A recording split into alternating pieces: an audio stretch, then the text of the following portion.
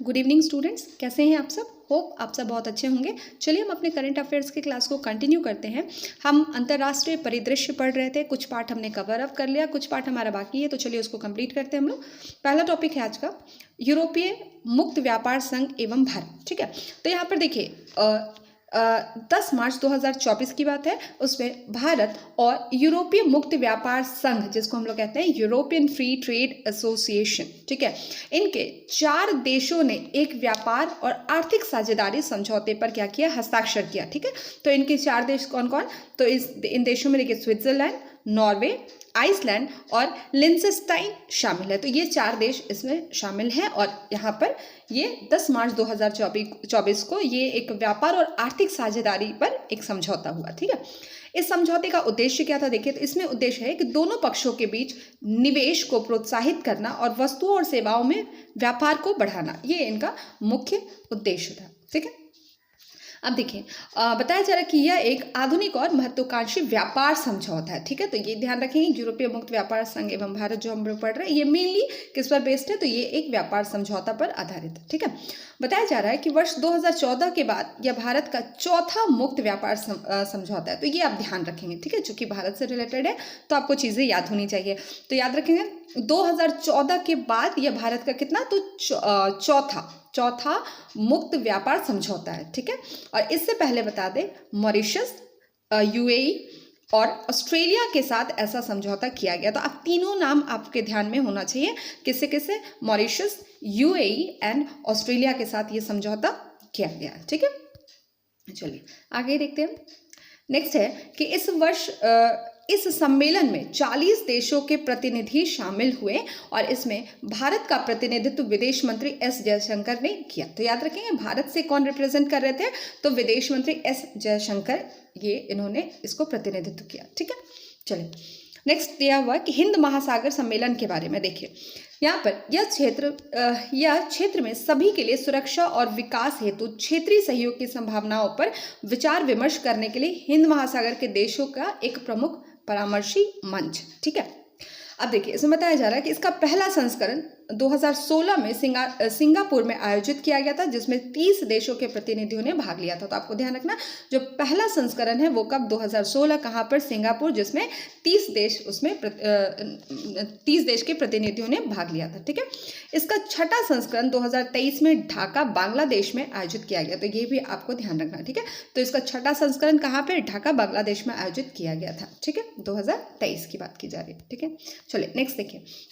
Next है कच्चातीवू द्वीप विवाद। ठीक है, इसमें देखिए, इसमें बताया जा रहा है कि भारत श्रीलंका संबंधों और मत्स्य अधिकारों के विवादास्पद मुद्दे को लेकर कच्चातीवू द्वीप चर्चा में है। ठीक है, तो किस लिए, तो ध्यान रखिएगा, भारत श्रीलंका संबंध, एक मिनट, यहाँ पर भारत श्रीलंका संबंध और मत्स्य अधिकारों के विवादास्पद मुद्दे को लेकर ये जो द्वीप है कच्चातीवू द्वीप, ये चर्चा में है। ठीक है, और यह विवाद संबद्ध क्षेत्र में समुद्री सीमा विवादों तथा मत्स्यन यानी कि मछली पकड़ना, ठीक है, मत्स्य मतलब मछली होता है, तो यानी कि मत्स्यन यानी मछली पकड़ना अधिकारों की जटिलताओं को उजागर करता है। तो मतलब ये मुद्दे हैं जिस पर यहाँ पर ये विवाद रहा है। ठीक है, मतलब इस द्वीप को लेकर विवाद रहा है। ठीक है, देखिए कच्चातीवू भारत और श्रीलंका के बीच पाक जल संधि में 285 एकड़ में विस्तृत एक निर्जन द्वीप है। ठीक है, तो ये आपको ध्यान रखना, तो ये ध्यान रखिएगा थोड़ा। ठीक है, कच्चातीवू द्वीप जो है वो किसके किसके, तो भारत और श्रीलंका के बीच एक पाक जल संधि में का ये इस विस्तारित जगह दिया गया, तो वो आपको ध्यान नहीं रखना, लेकिन ये आपको ध्यान रखना। ठीक है, अब देखिए इसमें बताया जा रहा है कि भारतीय तट से लगभग 33 किलोमीटर दूर रामेश्वरम के उत्तर पूर्व में, ठीक है, उत्तर पूर्व, ऐसा ध्यान रखें। ठीक है, उत्तर पूर्व में यह द्वीप श्रीलंका के उत्तरी सिरे पर जाफना से लगभग 62 किलोमीटर दक्षिण पश्चिम में स्थित है। ठीक है, तो ये इसकी उपस्थिति बताई जा रही है कि ये कहाँ पर है। ठीक है, अब देखिए थाईलैंड, नेक्स्ट देखिए, इसमें बहुत ज़्यादा कुछ खास था नहीं। ठीक है, आगे बढ़ते हैं हम लोग। आगे देखिए, नेक्स्ट है थाईलैंड में समलैंगिक विवाह विधेयक को मंजूरी। ठीक है, तो ध्यान रखेंगे समलैंगिक विवाह विधेयक की मंजूरी पूछा जाएगा कि कहाँ पर दिया गया, तो ध्यान रखना है थाईलैंड में। ठीक है, तो देखिए थाईलैंड के संसद के निचले सदन ने हाल ही में एक विवाह समानता विधेयक को भारी बहुमत से पारित कर दिया। ठीक है, और वो भी कैसे, देखिए भारी बहुमत से। ठीक है, जिसमें समलैंगिक विवाह समेत किसी भी लैंगिक पहचान के लोगों के बीच विवाह संबंधों को मान्यता दी गई है। ठीक है, मतलब यहाँ पे समलैंगिक विवाह को एक मान्यता दे दी गई है, कहाँ पर, तो थाईलैंड में। ठीक है, इस विधेयक को मंजूरी मिल गई है। ठीक है, अब देखिए कुछ पॉइंट देख लेते हैं।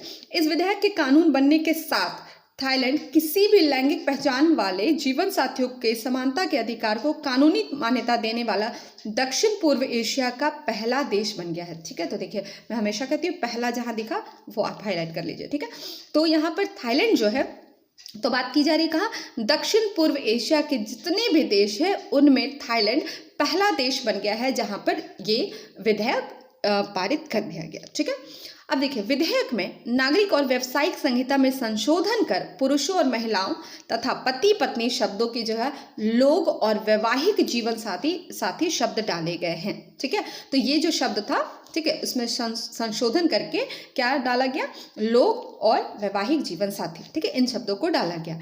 यह विधेयक LGBTQ+ दंपतियों को पूरी तरह कानूनी, वित्तीय और चिकित्सा अधिकार प्रदान करेगा। ठीक है, LGBTQ मतलब समझ गए होंगे आप लोग, लेस्बियन। ठीक है, G से गे, तो ये जो इन कैटेगरी में आते हैं उनके लिए ये यहाँ पर सुविधा की बात की गई है। ठीक है, चलिए नेक्स्ट देखिए, नेक्स्ट है दुनिया का पहला तैरता शहर बुसान। ठीक है, तो पहला क्वेश्चन यहीं पे ध्यान रखिएगा, पूछा जाएगा दुनिया का पहला तैरता शहर कौन है, बुसान। बुसान क्या है, दुनिया का पहला तैरता शहर। ठीक है, तो देखिए एक ही बात को आप अलग अलग फॉर्म में बोलेंगे तो चीज़ें आपको याद हो जाएगी। जैसे फॉर एग्जाम्पल किसी भी चीज़ को अगर आप एक्टिव फॉर्म में बोलते हैं फिर उसी को पैसिव फॉर्म में बोलिए तो वो क्या होता है कि आपका दोनों क्वेश्चन में निकल के आ जाएगा और वो चीज़ें आपको याद हो जाएगी। ठीक है, देखिए इसमें पहला पॉइंट क्या दिया गया, दक्षिण कोरिया के बुसान नगर के तट पर दुनिया का पहला तैरता हुआ शहर 2025 तक स्थापित होने की संभावना है। ठीक है, तो ये यहाँ पर बताई जा रही है कि 2025 तक ये तैरता हुआ शहर बन जाएगा। ठीक है, तो ऐसा ये संभावना यहाँ पर जताया जा रहा है। ठीक है, अब इस शहर को जलवायु परिवर्तन के कारण समुद्र जल स्तर में होने वाले वृद्धि तथा बाढ़, सुनामी और चक्रवात जैसी प्राकृतिक आपदाओं से लोगों को महफूज रखने के लिए बसाया जा रहा है। ठीक है, तो ये मूलतः इन चीज़ों के लिए इसको बसाया जा रहा है। ठीक है, और बता दें 15.5 एकड़ क्षेत्र में विकसित हो रहे इस बाढ़ रोधी शहर में 12,000 लोग जो है वो रह सकते हैं। ठीक है, तो ये मेनली इसलिए इसको बसाया जा रहा है। ठीक है, चलिए आगे बढ़े।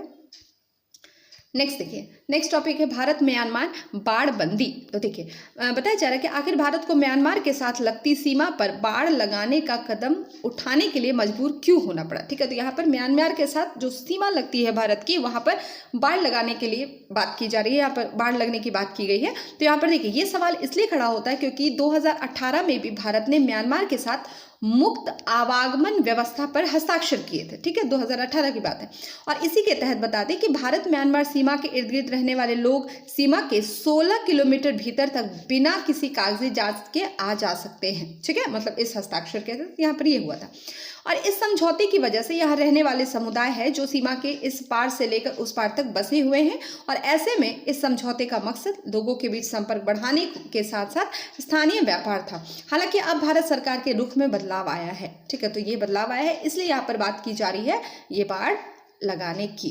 ठीक है, बाढ़ लगाने की। ठीक है, तो आपको बस इतना पॉइंट ध्यान रखना है। ठीक है, चलिए आगे बढ़े, आगे देखते हैं। इसमें बता दें कि विशेषज्ञों का कहना है कि बाढ़बंदी की 3 मुख्य वजह है। पहली वजह ये कि सरकार जो है म्यांमार में बढ़ती अशांति को अपने क्षेत्र में पैर पसारने से रोकना चाहती है। ठीक है, ये पहला वजह बताया जा रहा है बाढ़बंदी का। ठीक है, दूसरा क्या कह रहा है, दूसरा कह रहा है कि बढ़ता हुआ अवैध ड्रग्स कारोबार और हथियारों की तस्करी को रोकना है, और तीसरा और अंतिम वजह जो है वो है कि चीन के बढ़ते प्रभाव को रोकना है। तो इन कारण से वहाँ पर बाढ़बंदी की बात की जा रही है। ठीक है, और भारत का मानना है कि म्यांमार की सैन्य सत्ता पर चीन का काफ़ी गहरा प्रभाव है। ठीक है, तो इसीलिए ये मेन मकसद जो है इनका कि यहाँ पर ये बाढ़बंदी के द्वारा चीन को ये रोकना चाहते हैं, ठीक है। और उसे हथियारों की आपूर्ति भी चीन से ही होती है, म्यांमार की बात की जा रही है, ठीक है। ऐसे में भारत चाहता है कि जब इस क्षेत्र में स्थितियां संवेदनशील हो रही है तो म्यांमार से लगने वाली सीमाओं पर चौकसी बढ़ा दी जाए, ठीक है, जैसे कि बांग्लादेश के साथ किया गया, ठीक है। तो इसलिए यहाँ पर यह बात की गई बाड़बंदी की, ठीक है। चलिए अगला हम लोग देखें। अगला है फ्रांस अपने राष्ट्रीय चार्टर में गर्भपात के अधिकार को शामिल करने वाला पहला देश, ठीक है। तो किस चीज के लिए तो याद रखेंगे, गर्भपात के अधिकार को, ठीक है, जिसको एबॉर्शन कहते हैं। तो देखिए बता दें कि फ्रांस ने गर्भपात के अधिकार को हाल ही में अपने संविधान में शामिल कर महिला अधिकारों का समर्थन करने का अंतर्राष्ट्रीय महिला दिवस पर एक मजबूत संदेश दिया, ठीक है। न्याय मंत्री एरिक डी मोरेती ने एक विशेष सार्वजनिक समारोह में फ्रांस के संविधान में संशोधन को अंकित करने के लिए 19वीं सदी के प्रिंटिंग प्रेस का उपयोग किया और इसके साथ ही फ्रांस अपने राष्ट्रीय चार्टर में गर्भपात के अधिकार को शामिल करने वाला पहला देश हो गया है, ठीक है। तो ये मूलतः आपको ये पॉइंट ध्यान रखना, ठीक है। और इस प्रावधान को फ्रांसीसी सांसदों ने हाल ही में मंजूरी दी थी, ठीक है। चलिए अगला देखिए हम लोग।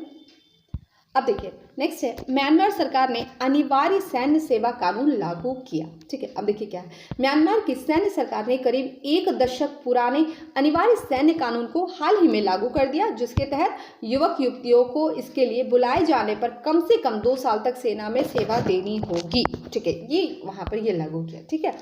और इसे बता दें कि ये लागू किया गया, यह कानून तत्काल प्रभाव से लागू हो गया और इस बारे में घोषणा सरकारी टेलीविजन पर की गई और यह कदम इस बात की स्वीकारोक्ति है कि सेना अपने शासन के खिलाफ देश भर में सशस्त्र प्रतिरोध का सामना कर रही है। तो मेनली ये आपको ये पॉइंट याद रखना, ठीक है, कि जिस पर युवक युवतियों को इसके लिए बुलाए जाने पर कम से कम 2 साल तक के लिए सेना में इनको अपनी सेवा प्रदान करनी होगी, ठीक है। इसलिए नाम क्या है, सैन्य सेवा कानून, ठीक है, सैन्य सेवा कानून, ठीक है। नेक्स्ट देखिए, इसमें बताया जा रहा है सैन्य सरकार के प्रवक्ता मेजर जनरल मिन तुन ने एक बयान में कहा कि म्यांमार की मौजूदा हालत के चलते यह कानून लागू किया गया है, ठीक है। चलिए आगे देखते हैं। नेक्स्ट है लैंगिक समानता और बराबरी के लिए वैश्विक गठबंधन। तो यहाँ पर देखिए जनवरी 2024 की बात है, भारत ने विश्व आर्थिक मंच यानी कि WEF की 54th वार्षिक बैठक के अवसर पर लैंगिक समानता, बराबरी और पूरी दुनिया के कल्याण के लिए एक वैश्विक गठबंधन की घोषणा की, ठीक है। तो ये ध्यान रखें। अब देखिए इसमें बता दें कि यह bill Melinda Gates of foundation द्वारा समर्थित गठबंधन है, ठीक है। तो ये आपको ध्यान रखना, ठीक है। एक मिनट थोड़ा इरेज कर दो। हाँ, अब देखिए इसमें ये पॉइंट आप ध्यान रखें कि यह बिल जो है वो किसके द्वारा, तो मेलिंडा गेट्स फाउंडेशन द्वारा समर्थित गठबंधन है, ठीक है। और इसका संचालन CII centre for women leadership द्वारा किया जाएगा, ठीक है। बता दें कि WEF के संस्थापक और अध्यक्ष क्लास श्वाब इस पहल के पूर्ण समर्थन के साथ भागीदार बनने पर सहमत हुए, ठीक है। और देखिए वैश्विक भलाई के लिए बने इस गठबंधन को Mastercard, Uber, Tata, TVS, Bayer, Godrej, Serum Institute of India, उसके बाद नोवार्टिस, IMD लॉसन और IMD लोशन के माध्यम से उद्योग जगत के 10,000 से अधिक भागीदारों से यहाँ पर समर्थन मिला। तो इन सब से यहाँ पर इसको समर्थन मिला है, ठीक है। उसके बाद देखिए नेक्स्ट है पापुआ न्यू गिनी में आपातकाल, ठीक है। तो देखिए 11 जनवरी 2024 को दंगा फैलने के कारण पापुआ न्यू गिनी की राजधानी पोर्ट मोरेस्बी में प्रधानमंत्री जेम्स मोरापे ने आपातकाल की घोषणा की। मारापे ने आपातकाल की घोषणा की, ठीक है। तो ये बात की जा रही है पापुआ न्यू गिनी की, ठीक है। यहाँ पर अशांति तब भड़की जब नवीनतम वेतन चेक में वेतन में 50% तक की कमी को लेकर पुलिस और अन्य लोक सेवकों ने संसद के बाहर विरोध प्रदर्शन किया। तो इस कारण से यहाँ पर क्या हो गया, ये आपातकाल की घोषणा की नौबत आई, ठीक है।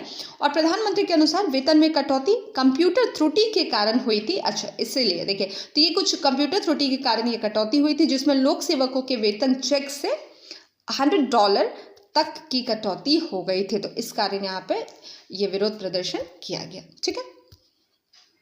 चलिए नेक्स्ट देखिए, नेक्स्ट है भारत सऊदी अरब हज समझौता 2024। देखिए 7 जनवरी 2024 को जिद्दा में भारत और सऊदी अरब ने द्विपक्षीय हज समझौते 2024 पर हस्ताक्षर किए। याद रखिएगा इस तरह के सवाल आते हैं, ठीक है। तो आपको पूछा जाए भारत और सऊदी अरब हज समझौता जो है वो कहाँ पर हुआ, तो याद रखेंगे जिद्दा। कब? 7 जनवरी 2024, ठीक है।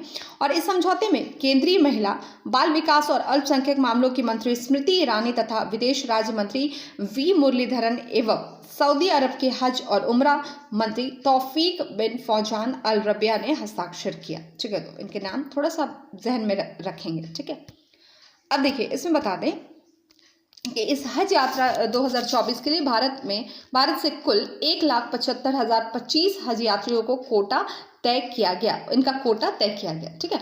और इसमें हज समिति के माध्यम से तीर्थयात्रियों के लिए 1,40,020 सीटें आरक्षित की गई, ठीक है। और 35,005 हज यात्रियों को निजी ऑपरेटरों के माध्यम से अनुमति दी गई, ठीक है। तो इतने आंकड़ों में आपको फंसने की जरूरत नहीं है, बस आपको याद रखना है कि ये कहाँ पर हुआ था, ठीक है। और स्मृति ईरानी ने 8 जनवरी 2024 को जिद्दा में सऊदी हज और उम्रा मामलों के मंत्रालय द्वारा आयोजित हज और उम्रा सम्मेलन के तीसरे संस्करण के उद्घाटन समारोह में भाग लिया, ठीक है। तो नथिंग बहुत ज्यादा ऐसा यहाँ पे कुछ है नहीं, ठीक है। चलिए आगे देखते हैं हम ब्रिक्स में देखिए 1 जनवरी 2024 को ब्रिक्स की अध्यक्षता मिलने के साथ ही रूस के राष्ट्रपति व्लादिमीर पुतिन ने ब्रिक्स में 5 नए सदस्यों को आधिकारिक तौर पर शामिल किया, जिससे अब यह समूह 10 देशों का संगठन बन गया। तो ठीक है, 5 देश ऑलरेडी यहाँ पे थे, ठीक है, जिसमें 5 देश को और शामिल किया गया, तो अब टोटल इसमें 10 देशों का संगठन अब ये ब्रिक्स बन चुका है, ठीक है, याद रखेंगे। और विदित होगी 2023 में जोहान्सबर्ग में अर्जेंटीना सहित 6 देशों को इस समूह में शामिल करने के प्रस्ताव को मंजूरी दी थी, लेकिन विगत दिनों में अर्जेंटीना के नए राष्ट्रपति जेवियर माइली ने अपने देश को ब्रिक्स का सदस्य बनने का प्रस्ताव वापस ले लिया, ठीक है। तो टोटल अभी हम लोग 10 की बात करें तो अभी 11 रहता है, लेकिन इसने अर्जेंटीना ने इस प्रस्ताव को वापस ले लिया, इसलिए अभी इसमें सिर्फ 5 है, मतलब ये 2023 की घटना है, ठीक है। तो अब सिर्फ 5 नए पूर्ण सदस्य ब्रिक्स में शामिल हुए, वे है, देखिए याद रखिएगा, इंपॉर्टेंट होगा, मिस्र, इथोपिया, ईरान, सऊदी अरब और संयुक्त अरब अमीरात, ठीक है। तो इतने देश के नाम आपको ध्यान में रखने हैं, ठीक है। और बाकी ब्रिक्स तो आपको पता ही, ठीक है। और उल्लेखनीय है कि 2023 में ब्रिक्स का 15वां शिखर सम्मेलन 22 से 24 अगस्त को दक्षिण अफ्रीका के जोहान्सबर्ग में आयोजित किया, याद रखेंगे, ये बहुत इंपॉर्टेंट है, इस तरह के पॉइंट्स बहुत इंपॉर्टेंट होते हैं, ठीक है। तो याद रखेंगे, पूछा जाएगा ब्रिक्स का 15वां शिखर सम्मेलन 22 से 24 अगस्त को कहाँ, तो दक्षिण अफ्रीका के जोहान्सबर्ग में आयोजित हुआ वर्ष 2023, ठीक है। तो इतनी बातें आपको जहन में रखनी है। अब देखिए ब्रिक्स के बारे में देख लीजिए, ब्रिक्स के बारे में इसे 2006 में स्थापित किया गया, इसका स्थापना याद रखेंगे, ठीक है, एस्टेब्लिशमेंट इसकी याद रखेंगे 2006 में। और शुरुआत में इसमें तो देख आप लोगों को भी पता था, देखिए एस बाद में शामिल हुआ था, मतलब साउथ अफ्रीका बाद में शामिल हुआ था, पहले ब्राज़ील, रूस, भारत और चीन, ठीक है। तो देखिए ब्राज़ील, रूस, भारत, इंडिया, ठीक है, भारत और चीन ब्रिक था, ठीक है। 2006 तक की बात की जा रही है, मतलब 2006 में इसकी स्थापना हुई, जिसमें मूल रूप से कौन कौन से देश थे, Brazil, Russia, India and China, ठीक है। इसे मूल रूप से ब्रिक नाम दिया गया, ठीक है, अभी एस नहीं है, लेकिन 2010 में दक्षिण अफ्रीका इसमें शामिल हुआ, दक्षिण अफ्रीका याद रखेंगे, कब, तो 2010 को ये शामिल हुआ, ठीक है। 6 में ब्रिक्स की स्थापना हुई, 4 देश Brazil, Russia, India and China. 2010 में आपका साउथ अफ्रीका यहाँ पर शामिल हो गया और इसमें शामिल हुआ तथा इसका नाम बदलकर फिर ब्रिक्स से ये क्या हो गया, ब्रिक्स हो गया, ठीक है, यानी कि Brazil, Russia, India, China and south Africa. और इसका मुख्यालय कहाँ पर है, तो पता ही है, चीन के संघई में, ठीक है, कहाँ पर, चीन के संघई में। और इस संगठन की अध्यक्षता ब्रिक्स के अल्फाबेट के क्रमानुसार सदस्यों के बीच प्रतिवर्ष बदलती है, समझ गए होंगे आप लोग, अल्फाबेट के अनुसार। जैसे अगर अभी ब्रिक्स ब्राज़ील कर रहा है तो ये फिर रशिया करेगा, फिर इटली करेगा, फिर यहाँ पर चाइना करेगा, फिर साउथ अफ्रीका। तो इस तरह ये अल्फाबेटिकली यहाँ पर ये काम करता है, ठीक है। प्रतिवर्ष जो इनकी जो सदस्य है इसके ये अध्यक्षता करता है, ठीक है। चलिए नेक्स्ट देखते हैं हम लोग। नेक्स्ट है शांति सैनिकों के खिलाफ अपराधों की निगरानी भारत द्वारा, ठीक है। देखिए 2024 में भारत ने संयुक्त राष्ट्र शांति सैनिकों के खिलाफ अपराधों को रिकॉर्ड करने और अपराधियों को जवाबदेह ठहराने के मामले की निगरानी के लिए नया डेटाबेस लॉन्च किया, ठीक है। और इस डेटाबेस को ऑनलाइन भंडारण के रूप में कार्य करने के लिए डिजाइन किया गया है। चलिए नेक्स्ट देखिए, नेक्स्ट है अल्रोसा। अल्रोसा क्या है देखिए, 3 जनवरी 2024 को यूरोपीय संघ ने दुनिया की सबसे बड़ी हीरा खनन कंपनी अल्रोसा, ठीक है, तो आपको एक शब्द में देखिए, सवाल ऐसे बहुत बनता है, पूछ देगा अल्रोसा क्या है, ठीक है, तो अब उससे रिलेटेड आपके पास ऑप्शंस होंगे, तो आपको ध्यान रखना अल्रोसा हीरा खनन कंपनी, ठीक है, हीरा खनन कंपनी, तो ये आप याद रखेंगे, ठीक है।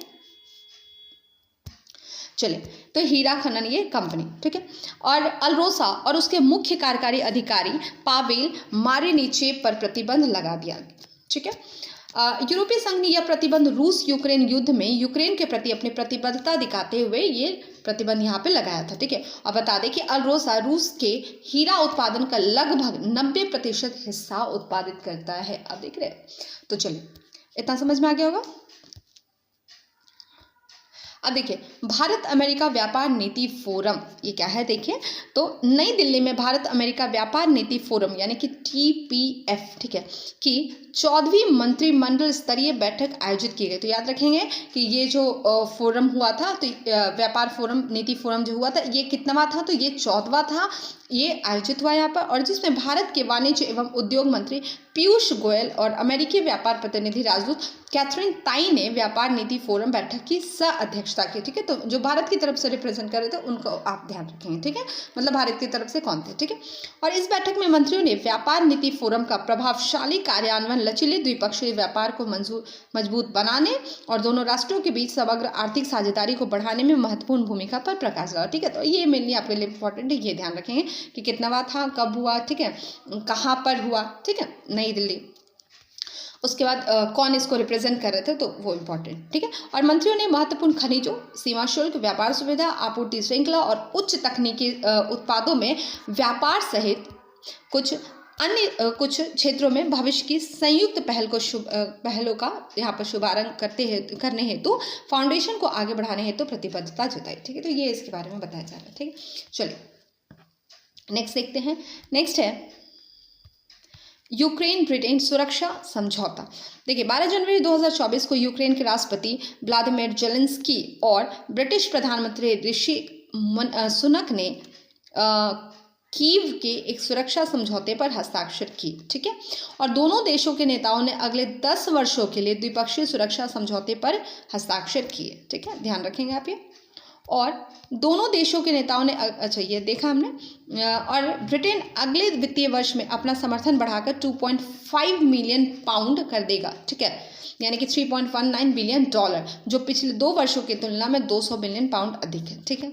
इस रक्षा समझौते के तहत यूक्रेन लंबी दूरी की मिसाइलें, वायु रक्षा तथा और तोपखाने के गोले यहाँ पर खरीदेगा, ठीक है। चलिए अब अगला देखते हैं।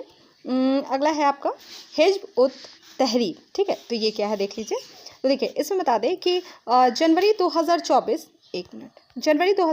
में ब्रिटेन ने वैश्विक इस्लामिक समूह हिज़्ब उत तहरीर को प्रतिबंधित आतंकी संगठन घोषित कर दिया। तो याद रखेंगे, ब्रिटेन ने इसको, ये एक जो समूह है इस्लामिक समूह हिज़्ब उत तहरीर, ये क्या है, इसको आतंकी संगठन यहाँ पर घोषित कर दिया गया। और बता दें कि ब्रिटेन सरकार के प्रस्ताव पर संगठन ने दावा किया कि यह हिंसा को बढ़ावा नहीं देता है, लेकिन हाल ही के घटनाओं के कारण ब्रिटेन पर इस पर रोक लगा दी, ठीक है। और बता दें कि 1953 में बने संगठन हिज़्ब उत तहरीर का मुख्यालय लेबनान में है, और यह ब्रिटेन, अमेरिका, कनाडा और ऑस्ट्रेलिया सहित कम से कम 32 देशों में संचालित हो रहा है, और कई देशों ने इस पर पहले ही बैन लगाकर रखा है, ठीक है। तो इतनी बातें आपको ध्यान रखनी है, ठीक है।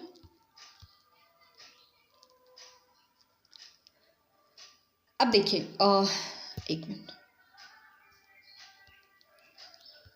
हाँ, अब देखिए नेक्स्ट है हिंद महासागर नौसेना संगोष्ठी, ठीक है। तो जहाँ पर फैक्ट निकलते जाएंगे, हम फैक्ट को निकालते चलेंगे, अब ज़्यादा टाइम नहीं लगाएंगे किसी टॉपिक पे, ठीक है। इसमें देखिए 19 से 22 सितंबर 2023 के बीच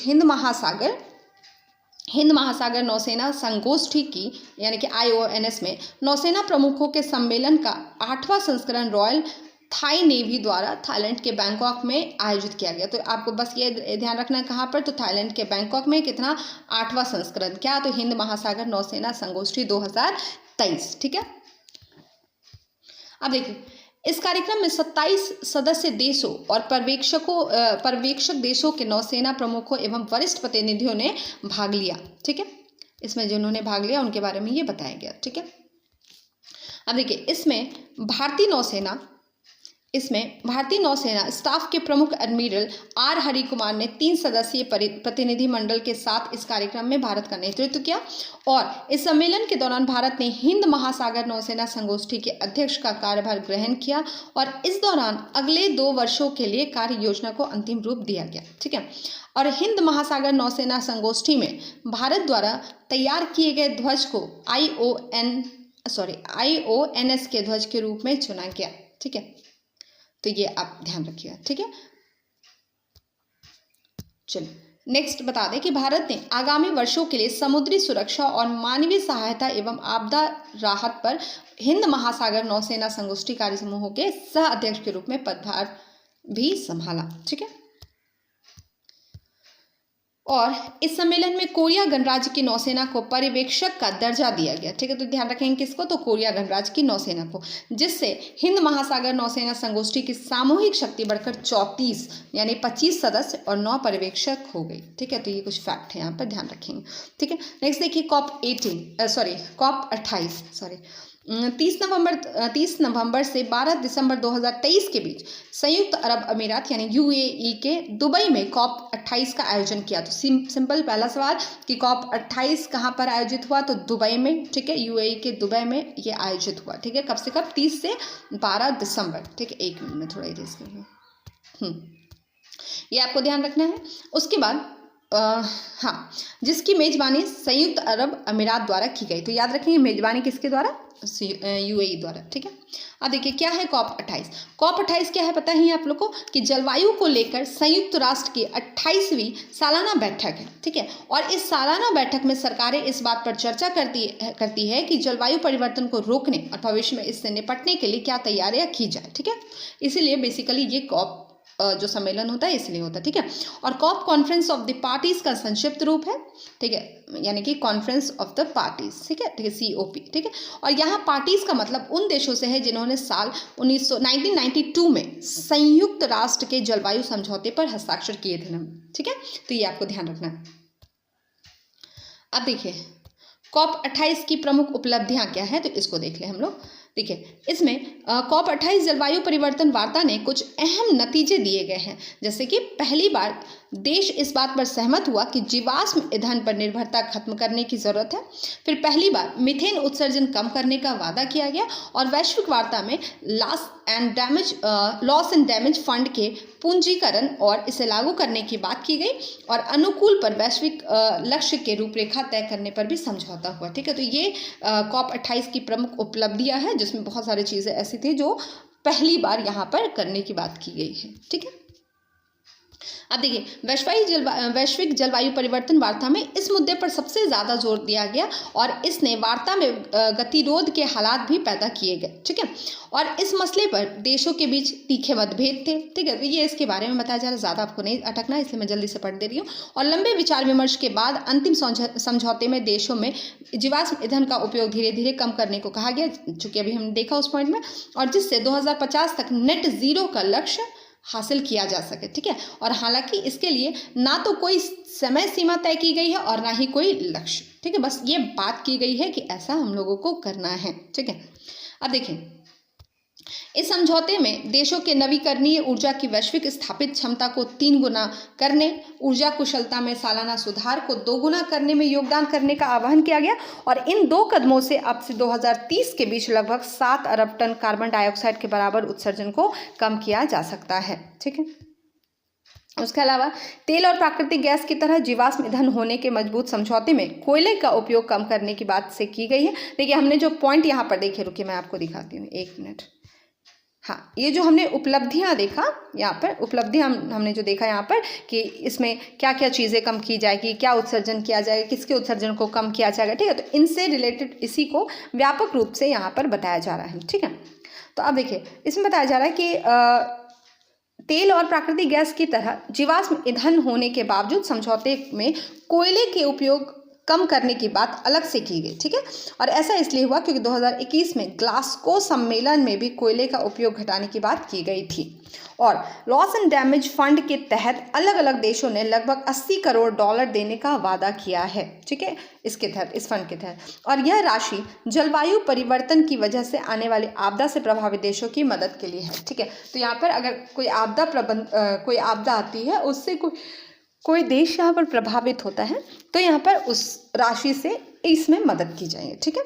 और देखिए, COP28 ने अनुकूलन पर वैश्विक लक्ष्य की रूपरेखा को अपनाया है, लेकिन प्रत्येक वैश्विक लक्ष्य पर हुई प्रगति को मापने के लिए संकेतक की पहचान करना जरूरी है। अभी इसमें वित्तीय प्रावधान नहीं है, इस पर काम करना होगा, ठीक है। तो इसके बारे में बताया गया। इसकी COP28 में भारत की प्रमुख गतिविधियां क्या थी, उसको देखिए। तो देखिए, ये यहाँ पर आपके लिए इंपॉर्टेंट होगा थोड़ा। COP28 में प्रधानमंत्री नरेंद्र मोदी ने 2028 में संयुक्त राष्ट्र जलवायु सम्मेलन यानी COP33 की मेजबानी भारत में करने का प्रस्ताव 1 दिसंबर 2023 को रखा, ठीक है। तो याद रखेंगे, यहाँ पर प्रधानमंत्री ने क्या प्रस्ताव रखा कि COP23 जो है वो उसकी मेजबानी कौन करेगा, वो भारत करेगा, ठीक है। ये प्रस्ताव रखा 1 दिसंबर 2023 को।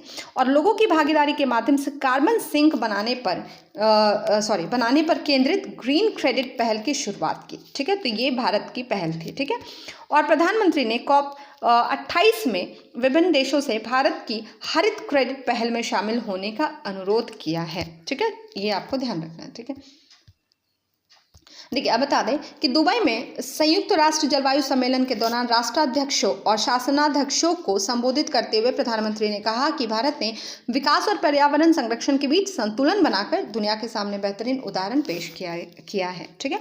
और भारत दुनिया के उन कुछ देशों में से एक है जो तापमान को 1.5 डिग्री सेल्सियस तक सीमित करने के लिए राष्ट्रीय स्तर पर अपने निर्धारित योगदान या राष्ट्रीय योजनाओं को हासिल करने की राह पर है, ठीक है। तो ये भारत का पक्ष, ठीक है। और देखिए, भारत ने उत्सर्जन तीव्रता लक्ष्यों को निर्धारित समय सीमा से 11 साल पहले हासिल कर लिया है, ठीक है। अच्छा, एक मिनट, देखिए यहाँ पे क्या बताया जा रहा है कि भारत ने उत्सर्जन तीव्रता लक्ष्यों को निर्धारित समय सीमा से 11 साल पहले हासिल कर लिया है। और COP28 के अध्यक्ष सुल्तान अल जाबेर और संयुक्त राष्ट्र जलवायु परिवर्तन के अध्यक्ष साइमन स्टिल के साथ आरंभिक पूर्ण सत्र में शामिल होने वाले प्रधानमंत्री एकमात्र नेता थे, ठीक है।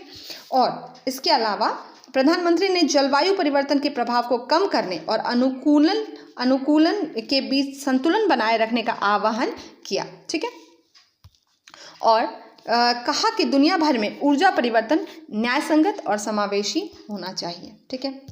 चलिए, और बता दें कि विकासशील देशों को जलवायु परिवर्तन से निपटने में मदद करने के लिए अमीर देशों से प्रौद्योगिकी हस्तांतरित करने का आह्वान किया। तो ध्यान रखेंगे विकासशील देश, तो ध्यान रखेंगे भारत भी जो है वो विकासशील देश में ही आता है, ठीक है। तो ये आपको ध्यान रखना, ठीक है, क्योंकि अभी डेवलप्ड कंट्री नहीं तो डेवलपिंग कंट्री है भारत, ठीक है। और सभी देशों के हितों की रक्षा की जानी चाहिए और जलवायु परिवर्तन के खिलाफ लड़ाई में सभी की भागीदारी आवश्यक है, ठीक है।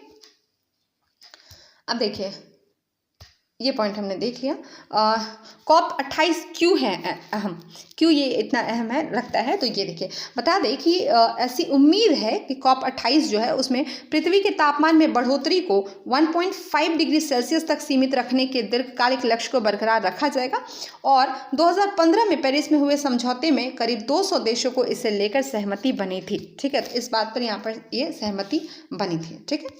और संयुक्त राष्ट्र में जलवायु पर नजर रखने वाली संस्था intergovernmental panel on climate change यानी कि IPCC के अनुसार 1.5 डिग्री सेल्सियस वह अहम लक्ष्य है जिससे जलवायु परिवर्तन के खतरनाक असर को क्या होगा, रोका जा सकता है। चूँकि हम जलवायु परिवर्तन का आप देख रहे हैं ना, असर इतना ज़्यादा है कि आप खुद में ही महसूस करते होंगे कि जिस समय ठंडा लगना चाहिए उस समय ठंडा नहीं लगता, जब गर्मी रहना चाहिए खैर, और जिस हिसाब से जिस समय में एक समय होता था कि इसके बाद से अब ठंड लगना शुरू हो जाता था या गर्मी भी का एक लिमिट होता था, लेकिन अभी जिस तरह से तापमान बढ़ रहे हैं, जिस तरह से जलवायु में परिवर्तन हो रहा है, वो बहुत खतरनाक स्थिति को दिखाता है, ठीक है ना।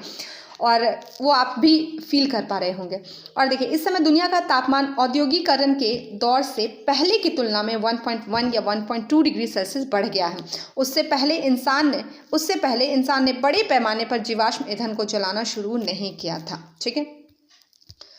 और देखिए हालांकि ताज़ा अनुमान बताता है कि इस समय दुनिया साल 2100 तक 2.4 से 2.7 डिग्री सेल्सियस गर्म होने की दिशा में बढ़ रही है। देख रहे हैं। और हालांकि अभी पक्के तौर पर सही आंकड़े नहीं दिए जा सकते, लेकिन ये बात सही है कि तापमान जो है वो गर्म होता जा रहा है। ठीक है। और इसी कारण संयुक्त राष्ट्र का कहना है कि तापमान वृद्धि को 1.5 डिग्री सेल्सियस के अंदर बनाए रखने की समय सीमा और कम होती जा रही है। तो ये एक बहुत गंभीर मुद्दा है और यही एक बहुत ही अहम मुद्दा जिसके कारण यहाँ पर COP28 जो है वो बहुत महत्व रखता है। ठीक है। तो चलिए आज के लिए इतना ही, फिर हम लोग नेक्स्ट क्लास में मिलेंगे कुछ नए टॉपिक के साथ। तब तक के लिए thank you, have a nice day.